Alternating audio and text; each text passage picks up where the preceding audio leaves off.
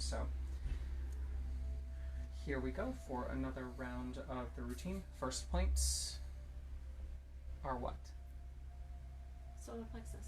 Yes, solar plexus and adrenal. So we're going at the diaphragm guideline, and then 3 fingers on top for the pulse, if you'd like.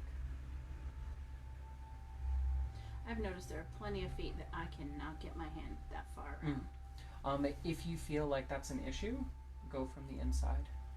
Okay. Yeah. There's always a hack. There's always a nice way to do it. Okay. There are no rules. No. Well, and that's the thing, is like, I'm teaching you a routine, and a routine is technically meant to be followed, but like, the running joke is clients will not spontaneously combust if you deviate from the routine. So we just need to respect that, like, the only real goal of this whole format is to make sure that you address every single reflex, because again, I was trained in a school of reflexology that did not work every single reflex. Somebody came in with something on their health history form, and so you addressed specific reflexes for that thing, cutting others out, which is not therapeutic. So we're just trying to get you a little bit more well-rounded. And may also not get you to the actual source. Right, exactly. Just like with your, knee person. If you have a client who's constantly complaining of knee issues, and then you go to the knee reflex, and the knee reflex is not telling you anything, then the body is saying that the issue is not the knees. So if you, as a reflexologist, were trained in press button fix issue mentality, and you're like, well, if I just keep pressing the knee reflex, the knee will eventually start to relax, then you're not listening. And that's what I want you to do first and foremost, is listen.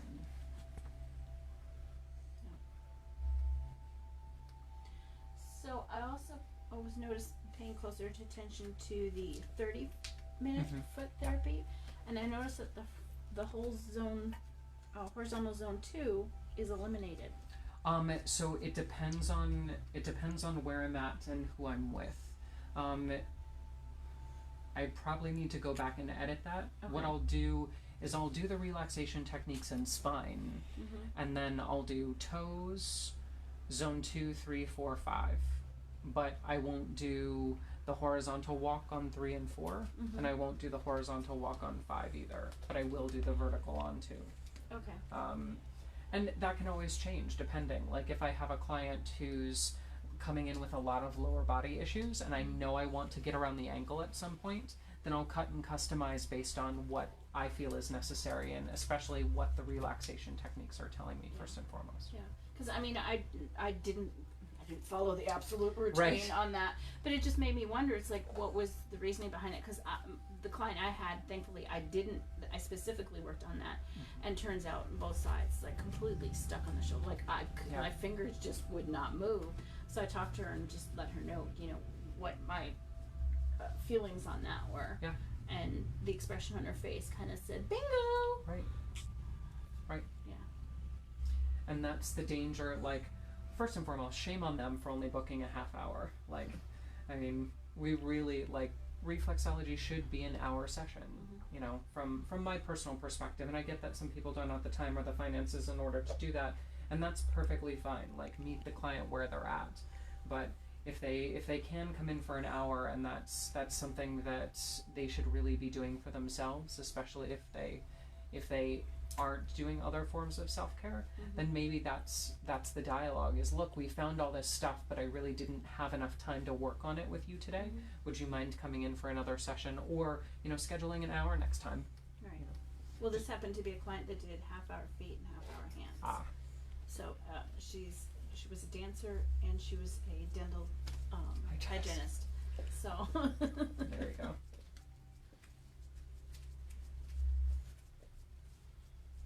And that's always a really nice way to help clients too. But like, I had a client come in the other day, and we work specifically with feet because she has a history of foot surgery and foot trauma. So working on her feet, and then the last couple minutes she's like, so I have this hand problem. And I asked her to describe the hand problem, and she's like, it's this and this and this. And I said, oh, I know exactly what that is. And I only need about 5 minutes to go through the relaxation techniques to get that bone to self-adjust. Yeah. And so we did that for the last 5 minutes. But if it's a new client especially, or you're exploring an extremity for the first time, like, you want to give yourself the time to play around a little bit. Yeah, I'm not always in a position that I can do that because of the spa that I work at. I'm confined within their rules and stuff. But it's been interesting finding stuff like on just feeling that they're super stiff. And when I get to the hands, instead of massaging, doing a little bit of reflexology and finding like, oh, there's a pop. Yeah, exactly. Oh, there's something stuck. Yeah, hands are cool. so easy. Yeah. I love hands. Love, love, love them. I started doing what I call like reflexology sneak attacks. Sneak Like attack. if I'm working on somebody and they're like, oh, my neck or my shoulders, I'm like, let me just come down your arm, to your hands. Yeah. Yep. You know, Or, usually. your feet. Yeah. Yeah. I'll hit something and they'll like snore. Yeah. Exactly. Or hitting the solar plexus, and all of a sudden there's all this The jerking. twitching going on. And you just stay there and smile, and like you said, no noise. You know, Exactly. Yeah. Yeah.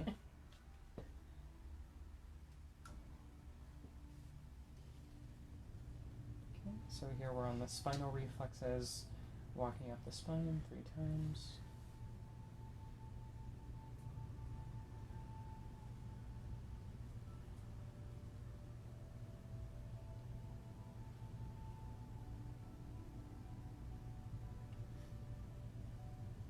I had a client who had a very watery constitution this week, like a very, very watery constitution. She was like one of those like gel things that you, so I knew she was going to be hypersensitive, and so I worked with her lighter than I normally would, and after the session, a lot of clients ask this, but specifically she asked, so why were you so gentle? And I said, do you know those spots that you didn't tell me about that you thought were really, really sensitive? She's like, how did you know they were sensitive? Like, because there will always be at least 1 or 2. Imagine if I had gone deeper. She's like, I probably would have come off the table. I'm like, yeah, you would have. And that's because we're working with peripheral nerves that are naturally hypersensitive. The feet are feeling organisms. They're supposed to propriocept our position in space. So they have to be very sensitive. And if you've ever jammed a toe against something solid, you know how much it hurts. Imagine if we as body workers invade that space with excess pressure. Like, the body will start to shut us out and start to shut down those nerves so that they don't necessarily respond the way that we know they should or that we want them to.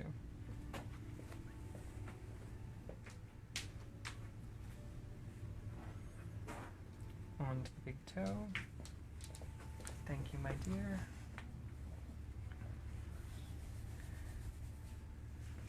Oh, and there's some congestion around the jaw, so we're going to hold that.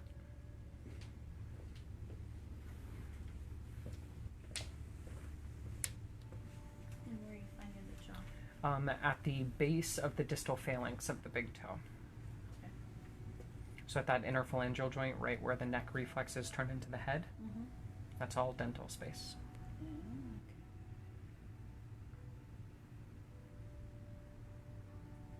Is your new book going to have more mapping than the basic? No, because the basic is pretty intense with the map.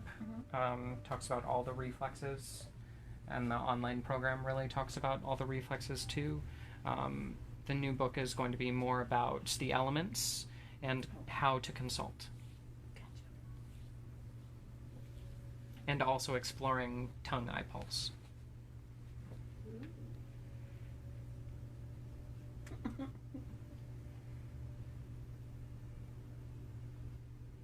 I went to go see Bob and Renee over in over on Central and St. Pete at Traditions. Yeah. And because I graduated their program, Yeah. And so every year as the new students come in, they ask the more experienced students to come back and mentor them in clinic and shadow them.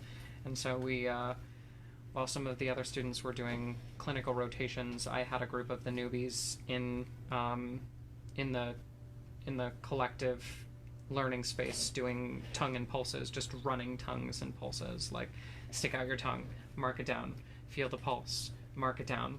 What does that mean? Okay, confirm with client. Yes, no, maybe so. Okay, switch. And it was just a really, really fun exercise. Unfortunately, I can't do feet because they're not trained in that, but at least they have some assessment skills.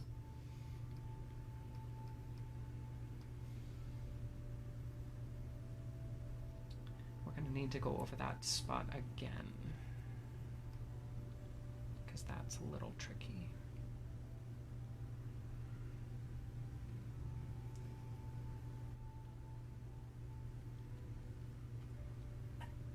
Tricky in what way?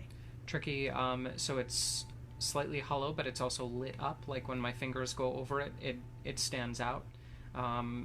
It's right at the bra line, on the back of the body. So it's probably a vertebra or a muscle in the erector spinae group that's a little bit out of whack.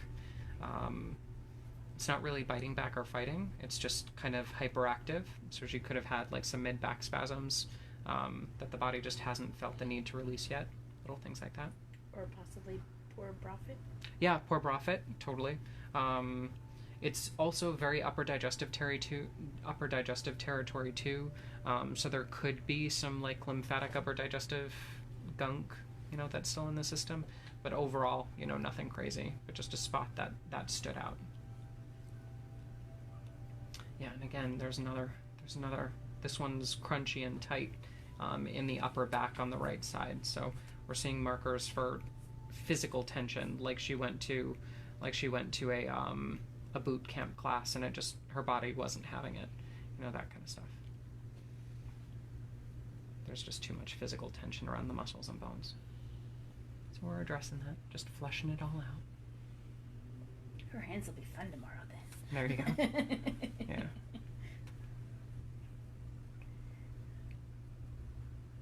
Shake, shake, shake. Shake your foot. Oh, goodness. Okay, so now we're in zone 2, and the ball of her foot is also slightly calloused and extra padded. So there's a lot of tension in the chest in general. Potential breathing congestion, like there's some stuff that needs to be flushed. So back to the lymphatic theory, back to the muscles, etc.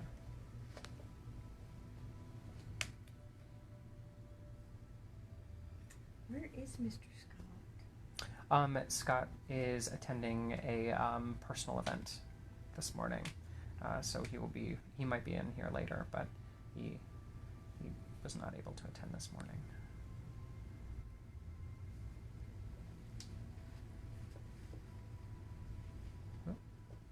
And we've got a point at the base of the lungs on the right side, so we're just going to hold that.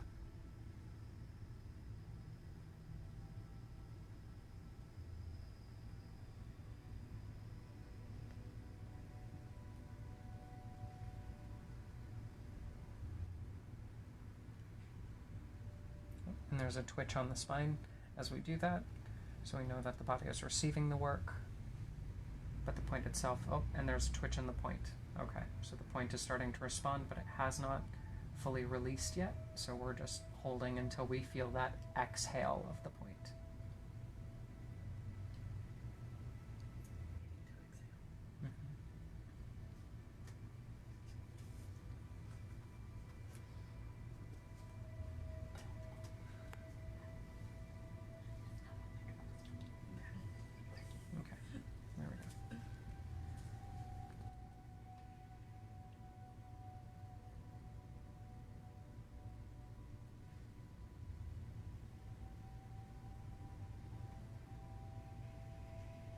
Shoulder reflex is tight.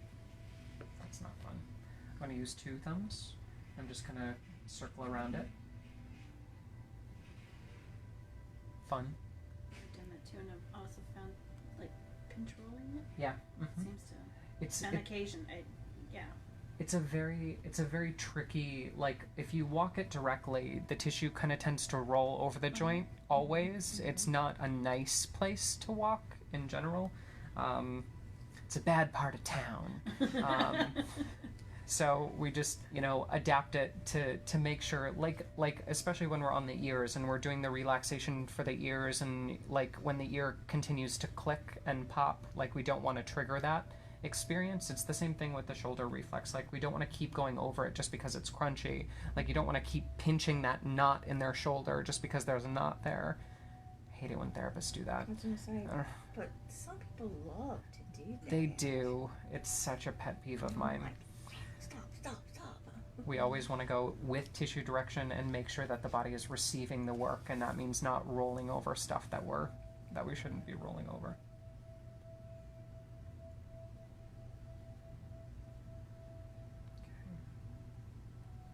Liver reflex is just a little bit excessive, which from a traditional Chinese medicine perspective, liver rules the wood element, which is connected to the ligaments and the muscles. And so with a lot of her muscular reflexes being triggered and the liver reflex also being slightly overactive, just kind of pulling from that other knowledge base, there's a connection there.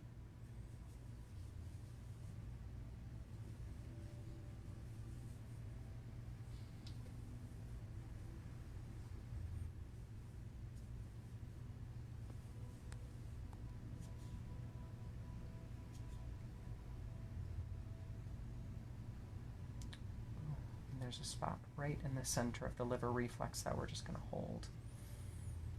It feels like the liver reflex needs to be like soaked in water and then wrung out and stretched and pulled apart like taffy.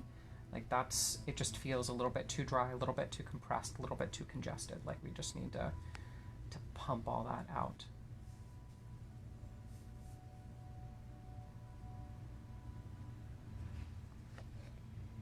So then is there homework per se that a client could be given for that? Yeah, we'd want to look at specifically things that are being ingested. So dietarily, we'd want to clean the diet up, make sure that I've seen this profile on a couple different people with like hypermusculature, body not responding well, like they're hitting the proteins a little bit too hard. And that's causing the body to congest and stagnate.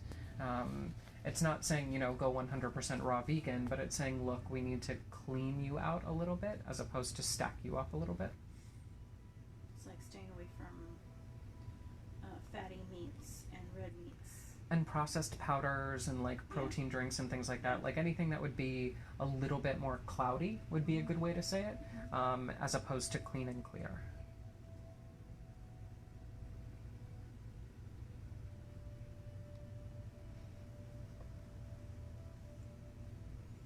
And you're noticing that I'm constantly switching hands throughout the routine, and that's to save my own thumbs, just to make sure that I'm constantly using different joints and giving one hand a rest while the other is working. That's intentional. So going back to the liver representing the muscles, a chicken or the egg? Right, exactly. Okay. Yep. And also zone 3 in terms of career and actions, right? So somebody who's literally like hyper driven, go, work is all I have, work is all I need, that kind of like hyper aggressive liver stuff is also connected to that overconsumption. Or I need to have not a speck of dust in the house, everything needs to spick and span, and the literal expression of hyperactivity. Yeah, I must control.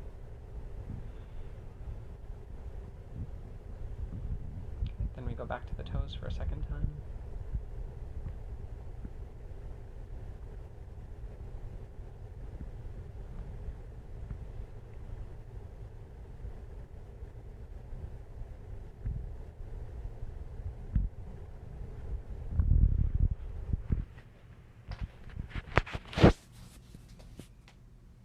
Doing okay, hon? You want a blanket?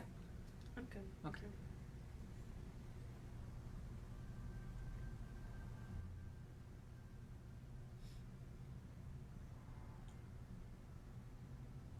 even the third toe is the most congested toe. So when we think of vertical zones, each toe has a vertical zone attached to it. And when we find the toes, one toe specifically being more congested than the other, that's also a sign that the vertical zone of influence is active. So in this case, horizontal zone 3 and vertical zone 3 are the most congested zones. So that is more than likely your prime emotional aspect. Right.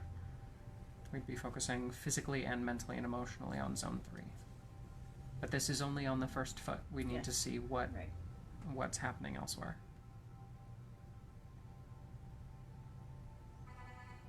I know, truck.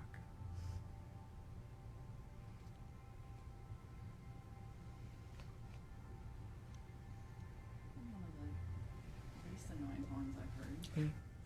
Yeah.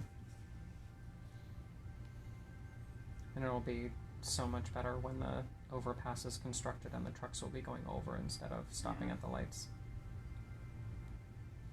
It's so funny. I was telling somebody, I've got a client who I see her every couple of weeks.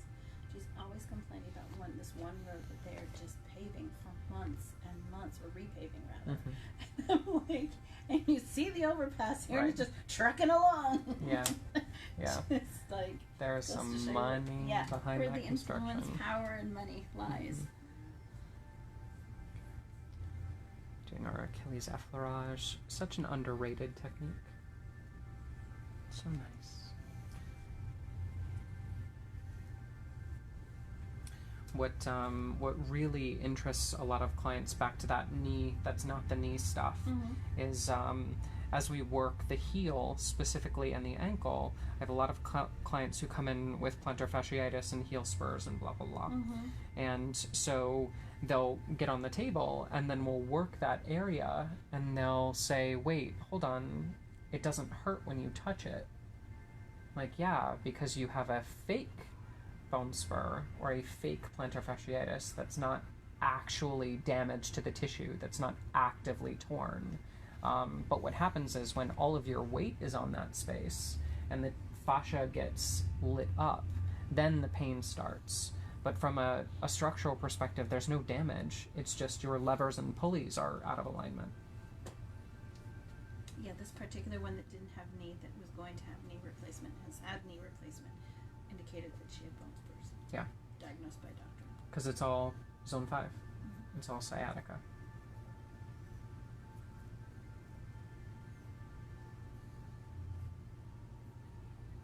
Doing that rotation of the ankle, palpating the lateral malleolus on the other side. There's a nice click of the calcaneus that's happening. And then over the top with a dorsal ankle pump.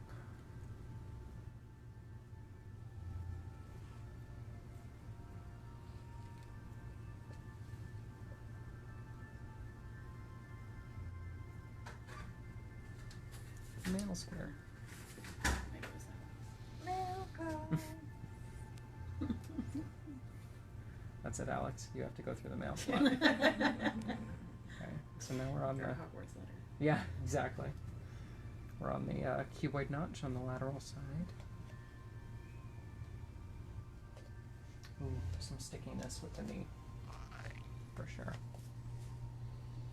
But it's all Again. coming... What? Sorry, I was gonna say it goes back to the liver again too, right? Yeah, because of the connective tissue, but specifically because of the hamstring, because that descending part of the cuboid notch is very, very tight. Calves, quads, not so much. It's hamstrings. It's always an issue. It's always an issue, right? You figure the feet tell us everything. We move on to zone 5, plantar surface of the heel.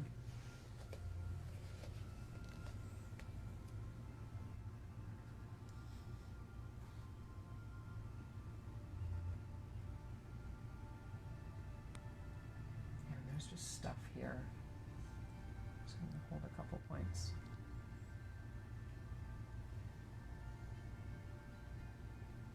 The heel is probably one of the trickiest places in the routine because it's so thick and it's so dense. But then I always feel that there's like a minefield here. Like I never know what I'm going to really experience.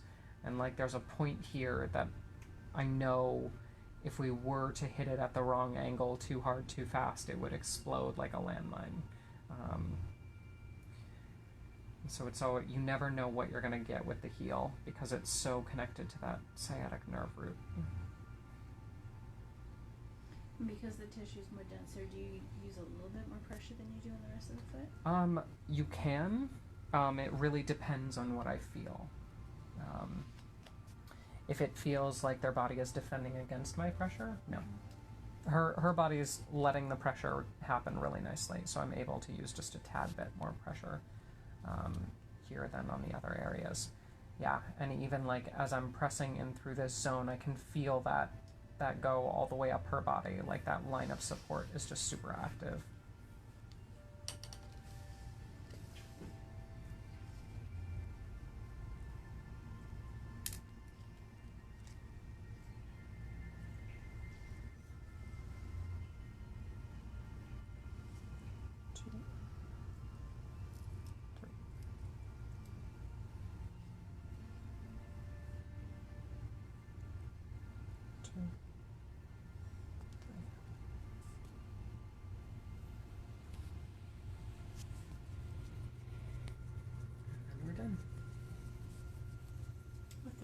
With the first one.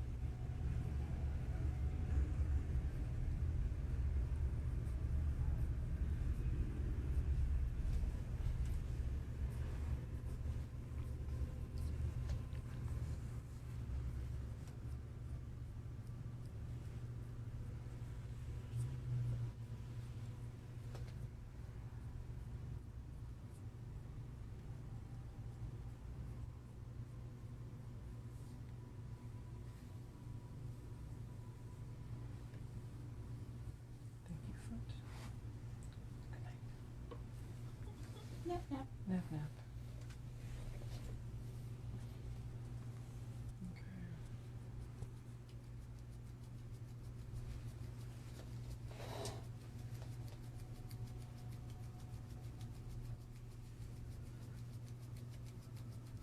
Yeah, the amount of congestion in zone 3 is really palpable on both sides. The foot is heavy with it.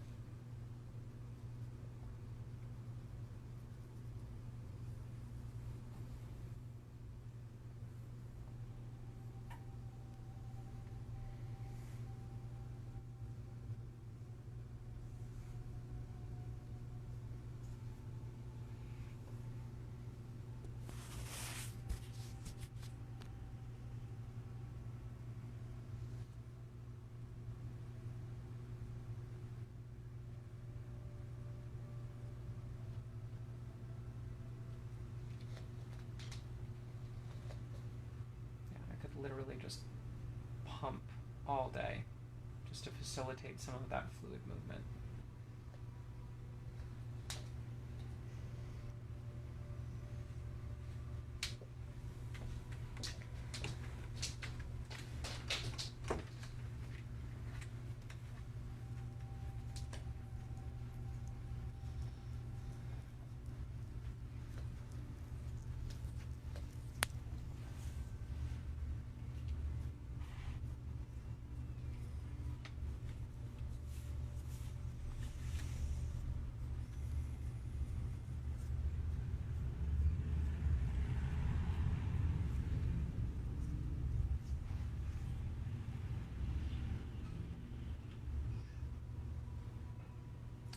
Nope, low back is gross. We would never tell a client that. Ever. But there is definitely grossness in the lower back. You're a student. It's different. Yeah, for teaching purposes. Yeah, you just need to. So I'm going to hold a point, and then I'm going to squeeze it like a rag and pump some of that fluid out of the spine.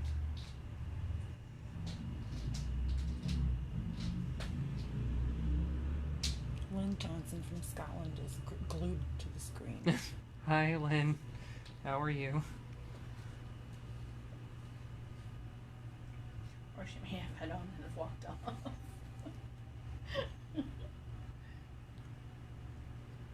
But you only found that on that side, correct? Only on that side. Yeah. So that could mean multiple different things. Mhm. That could mean, one side has the tension, the other side has the pain. That could mean, because it's technically a part of zone 3, that there's going to be more stomach stuff than liver stuff.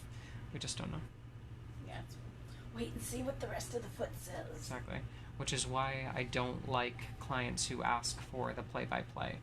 Yeah.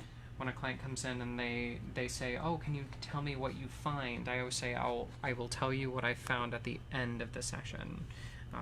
Because if we're going step by step, they're getting pieces of the story without getting the full picture kind of condensed in a way that they can handle. And it also makes them really unable to relax. We just don't know. It's true. Sorry, I was sharing. I didn't realize it started playing. I made a watch party. A watch party. All I know how to do is do live videos. I have no idea how to do a watch party. I don't know how I just did it either. Oh, technology. It was meant to be. The universe made it. There we go. Okay, so there's some congestion on the second toe, so we're just going to walk the different sections of that toe just to see what's going on. No, it's just on the back, really.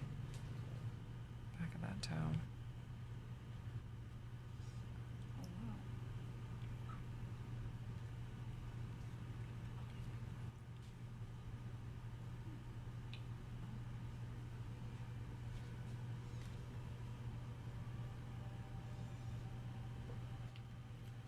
And am I correct in saying too that when a client comes in and says AYZ whatever hurts, and you're doing a reflexology session and you don't, none of the reflexes tell you that, but you find couple of other things that are like the client just was like, that's not true, Right. type of thing.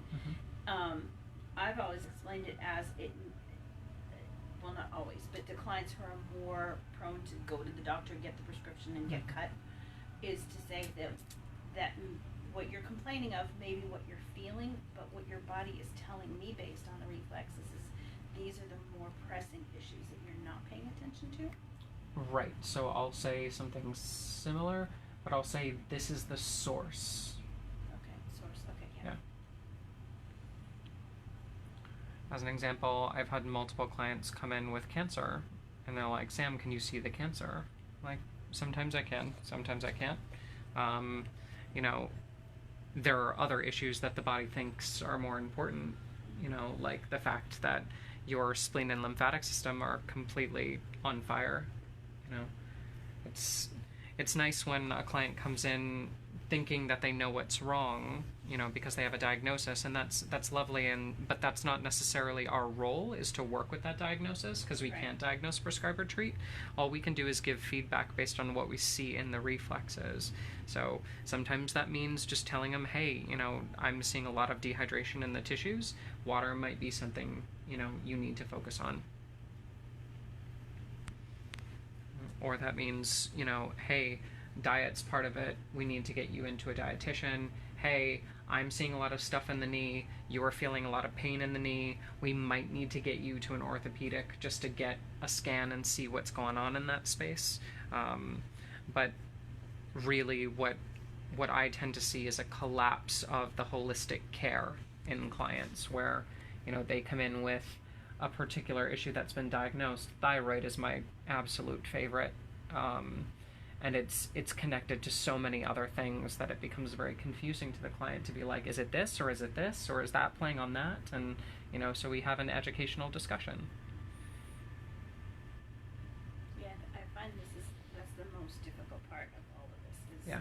client education. They're just so into, the doctor said, and it's kind of like the doctor doesn't know everything. We've just been made to believe that that's the case. Well, our job is not to replace the doctor. Right. You know, doctor has a lot of very good qualities that need to be capitalized on. But when it comes to chronic care management, the studies are showing time and time again that, you know, traditional allopathic and Western medicine fails in that perspective. So holistic practitioners need to step in and be like, hey, do you realize that your diet might be affecting your pain? Do you realize that your movement might be affecting your pain? The fact that you go from bed to desk at work to car to couch to bed, like, that might be why your back is hurting all the time. That kind of conversation can really move mountains for people that have never considered, you know, the alternative. Like, why didn't my doctor talk to me about that? Like, they probably did. They probably mentioned it in passing, probably under their breath, but they probably did mention it at some point. You know, we just need to re-emphasize those qualities.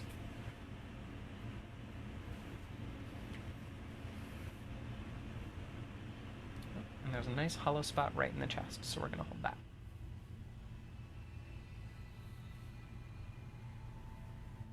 At least you didn't say that was gross.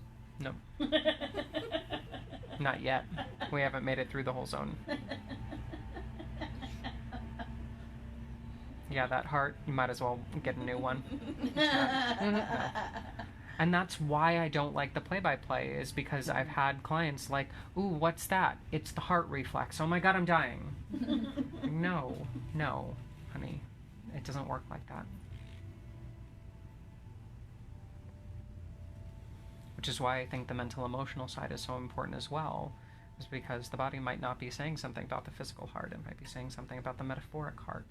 You know, we need to respect both sides of the situation.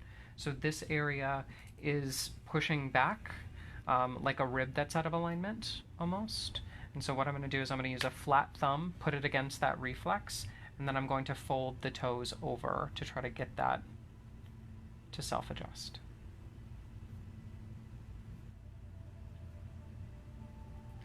Someone wants to know what you can work on for a B12 deficiency.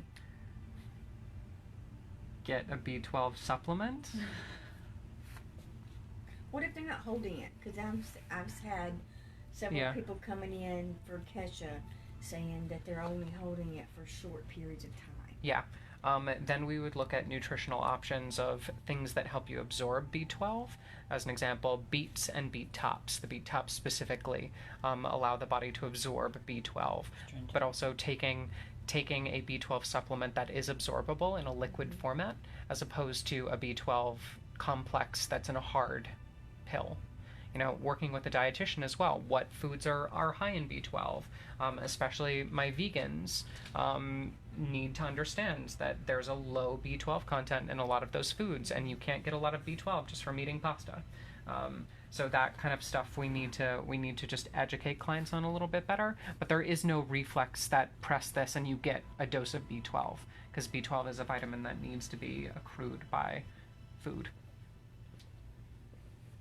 But there are signs that we can check for B12 deficiency, like a lot of the times the anemia bump on the dorsal surface will be one of the things that I look for. The higher that is, the more deficient a client is.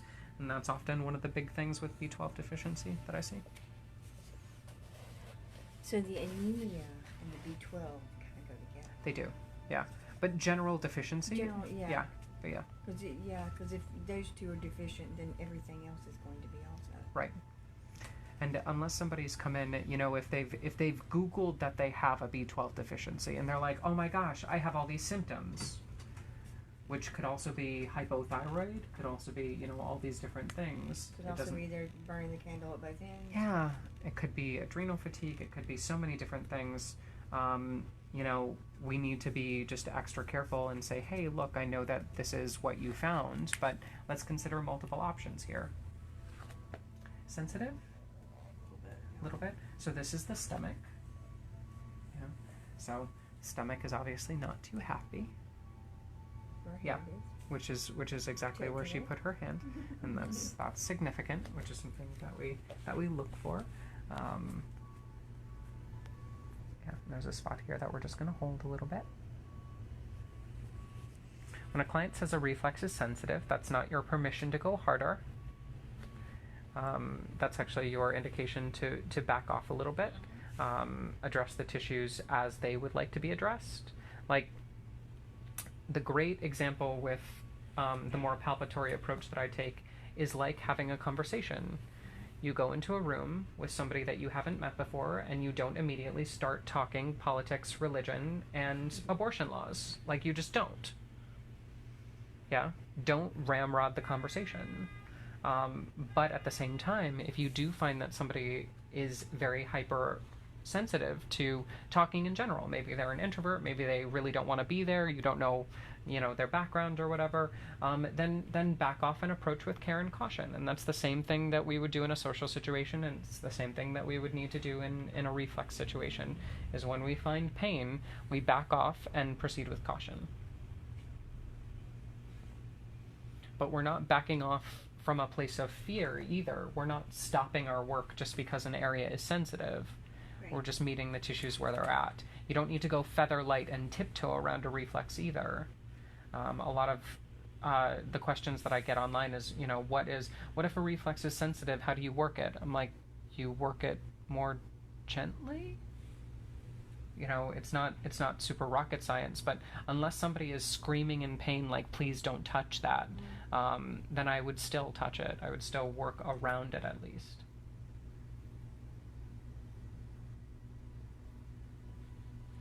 Yeah, but that stomach reflex is not okay. We gotta work on that. And once you've worked around it, would you try and work on it again? Just to flush it one more time. And also to kind of get a feedback as to maybe you need to do one more round. Yep, exactly. So after I'm done with all the reflexes, I'll go back to that stomach, which is normally how I play it.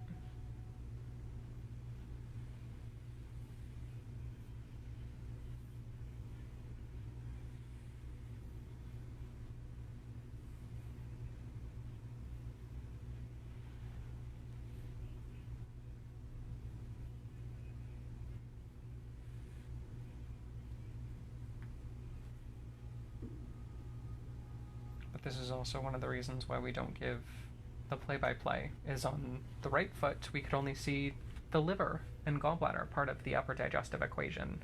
The stomach is much worse. Yeah. And so if we were to say, like, hey, we need to work on liver stuff, hey, maybe go for acupuncture, maybe, get a blood test, see what's going on with liver enzymes, that kind of stuff. The stomach is in a much worse spot. So it's a direct ingestion issue, not a filtration issue. And so that's a lot easier to work on, but we would need to kind of put everything that we said on the right foot on the back burner in order to address this new conversation.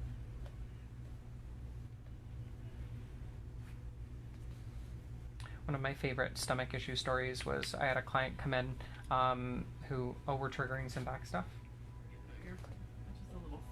Just a little spasm. It happens all the time. Don't worry about it. And so we'll talk about this, and then I'll share the client's stomach story. We can't control where the nerve impulses go, and sometimes as we're working certain areas, the body chooses to release tension from unexpected places. The general rule is if a client has a spasm that's not going away and that's really erupting during the session, we stop, we reevaluate, we see what's going on with that area, and we proceed with caution. Yeah, but also it can be really affirming to clients to be like, because we're working with the nerves, you never know what's going to be exposed, and we kind of exposed a raw wire in the back. More middle back? Lower back? Lower back? Okay. Yeah. Well, you did say she had a gross low back on the other foot. I did say that at the very beginning. That's correct. Okay, so stomach story. So I had a client come in who was the husband of a wife that I see. And so came in, had been struggling with the flu for like 4 weeks, and was not getting better. Came in, was completely ashen, totally gray. And it's like, dude, you look like the dead. And obviously I didn't actually say that, but that was what was running through my head. And so get to the session, check the lymphatic reflexes, check the spleen reflexes, check all of the reflexes associated with flu. Nothing's wrong. I get to the stomach. The stomach is red, the stomach is hot, the stomach is raw, the stomach is overactive, and it feels like it's about to explode. And I ask him, I'm like, what are you eating? What are you drinking? Like, specifically, from the time that you started feeling like crap to now, what did you start putting in your body? It's like, well, I went back to the gym because it's New Year's, and I started taking this protein supplement that's kind of like a pre-workout energy drink, and it's supposed to give you energy but also stimulate your metabolism. I'm like, so it's sugary, it's probably has some sort of stimulant in it, yeah, and it's eroding your stomach lining. And I asked him a very specific question, which he wasn't expecting. I said, after the gym, are you hungry? And he said, what do you mean? I said, if it was affecting the stomach the way that the drink was supposed to be, then it would stimulate your metabolism and make you hungry. But if it was killing your digestive lining and the stomach viewed that substance as a threat, then it would shut down the stomach and the hunger response along with it. After you drink the drink, are you hungry? He said, no, actually, I feel really full and I can't eat until the next morning. Otherwise, it really upsets my stomach. I'm like, yeah, because whatever is in that thing is going straight into the stomach, aggravating it and causing your body to shut down that organ. So I said, quit it for a couple days, see how you feel, and then come back and see me if needed. And I get the email 2 weeks later. He's like, I don't know what was in that thing, but that was absolutely crazy. It was like magic. I stopped drinking it and I felt better. That's how you know you're on the right track. And so when we find a stomach reflex that's that upset and should not be that upset, then we need to look at what's going into the stomach that might be aggravating the lining.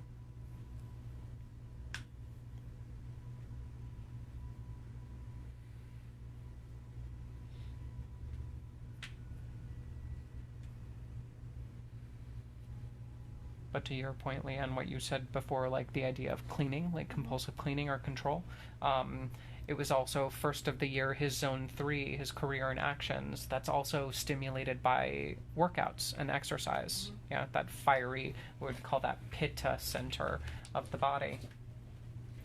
And so that's part of the equation, is he was trying to light that fire too hot, yeah, and control his body through zone 3. Too much, too fast. Too much, too fast. Which is also likely why so many people quit their workouts. Right. So, Yeah. first I'm gonna not eat well, I'm not gonna sleep well, I'm gonna stress myself out for the holidays, and the first of the year, I'm gonna go the exact opposite direction, super hard, like my body's not used to. When I'm in a total state of inflammation. Yeah. Yeah. Zero chill. Yeah, and the hamstring is also really tight on this side. So it's a bilateral hamstring physical kind of thing.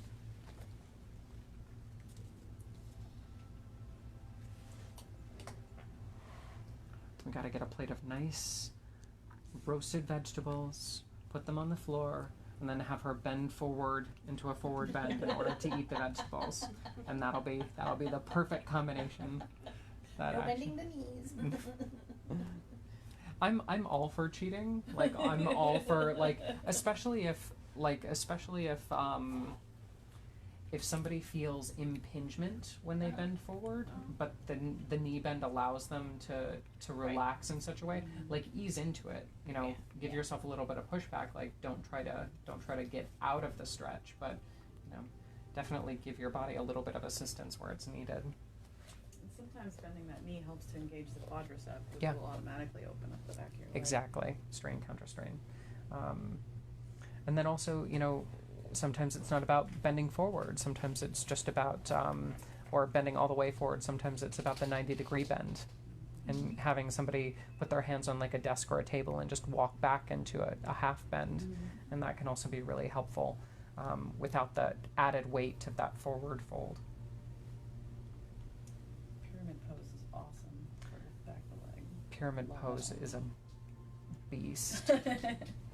I have a lot of IT band stuff, and that posture is just not okay. Yeah.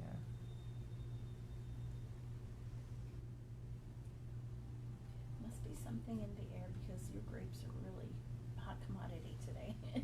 Those grapes are beautiful. They're really good, Everything yeah. that you've got out there today is I'm really good. so impressed. I saw those and I was like, the stem is green, they're singing, it's so good. And when we talk about the urinary system this afternoon and why that's so important, we'll really talk about, things that are alive being good for the kidneys as well.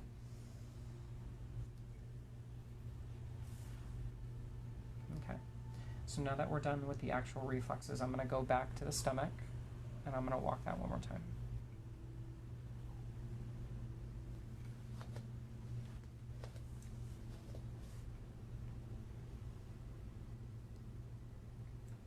How are the cherries?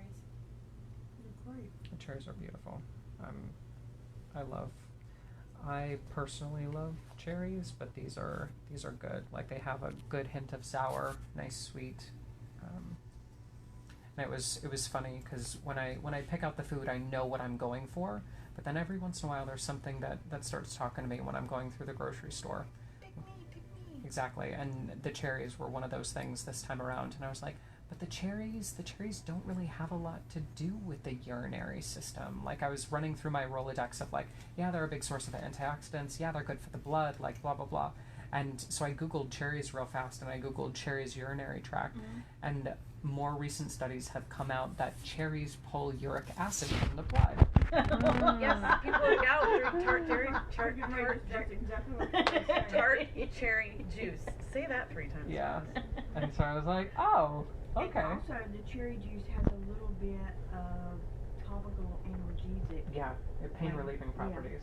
Yeah. 'Cause I drank a lot of the cranberry juice and tart cherry juice. Mm-hmm. But it does. It really helps with the bladder. Not so much when it's still in the ureter, Yeah. but when it gets down to the bladder, it does help.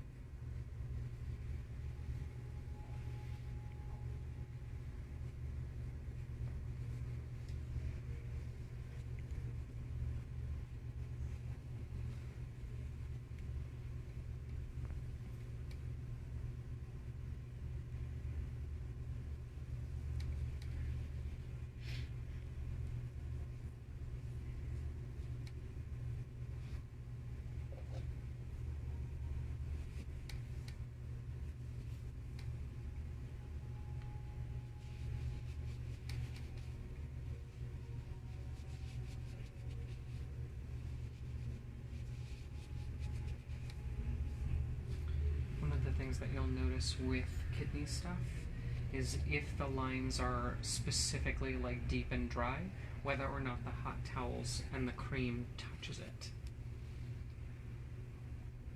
Which just further confirms that it is the kidneys. Right. Yeah, because if it was just the skin, it would respond to the superficial stuff. But if it's, and we all know that the skin is just, you know, a reflection of what's on the inside. Everything comes up from the inside out. But just another way to confirm or deny kind of what you're finding.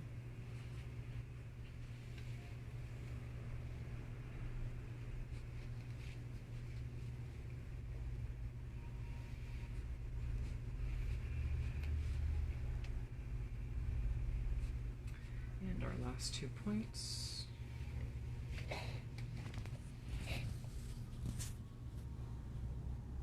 This pulse is on top.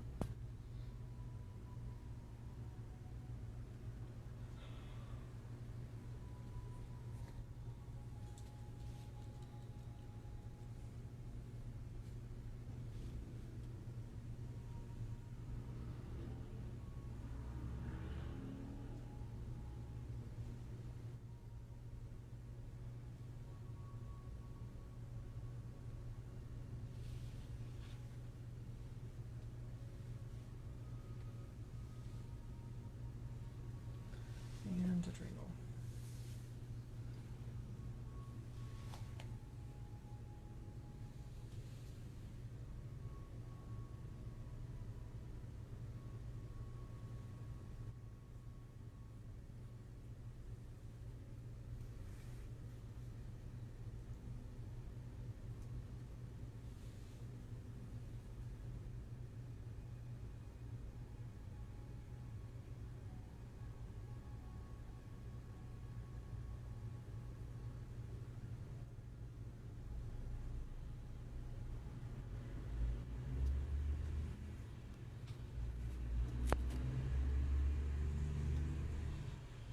Okey-dokey.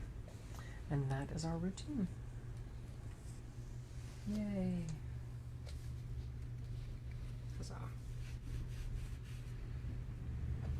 And so now you would tell the client, obviously not everything that we just heard, but what would you